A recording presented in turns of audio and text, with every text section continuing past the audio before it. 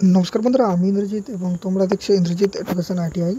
তো 19 তারিখের যেটা অ্যাডমিশন প্রক্রিয়া ছিল আইটিআই কলেজের, এবং তাদের কিন্তু যে কলেজে কত সিট রয়েছে সেটাও কিন্তু সকালে পাবলিশ করেছিল, এবং কিন্তু আজকে কিন্তু অ্যাডমিশন প্রক্রিয়া ক্লিয়ার হয়েছে। আজকে রাত 10টা বাজছে। তো এরপরে কাদের কাউন্সেলিং হবে তারই আমি কিন্তু একটা নোটিশ যেটা আছে সেটা নোটিশ পড়ে কিন্তু তোমাদের বলে দেবো।